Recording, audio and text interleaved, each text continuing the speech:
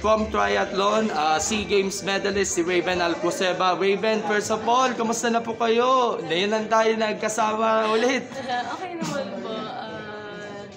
Masaya naman.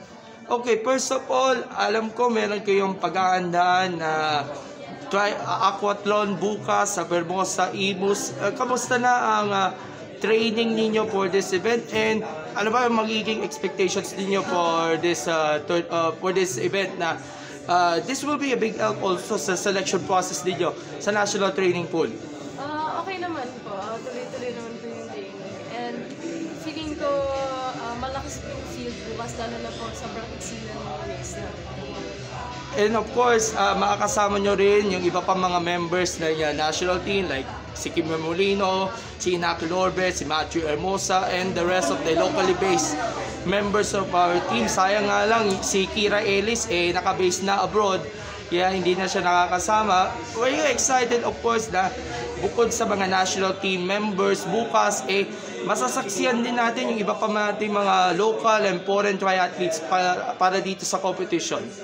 Sobra po. Tsaka makikita rin po namin yung development, lalo na sa mga potential athletes sa national team.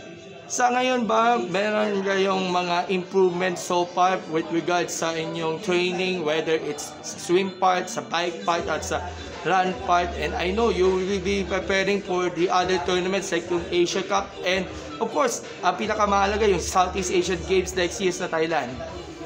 So for us, tuloy-tuloy po yung training, lalo na po mag-start na po yung qualifying process natin for SEA Games this January. So ayun po.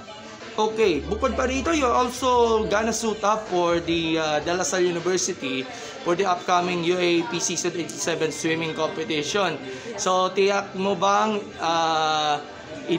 sabihin natin makukuha mo na ang gintong medalya this time para sa inyong alma mater na La Salle, at gaano ka ba kahanda para dito? Sa ngayon po, yun po yung focus ko yung swimming po, kasi gusto ko rin po na makaambag sa team ko at matulungan ko yung team ko na makakurin po ng maraming points.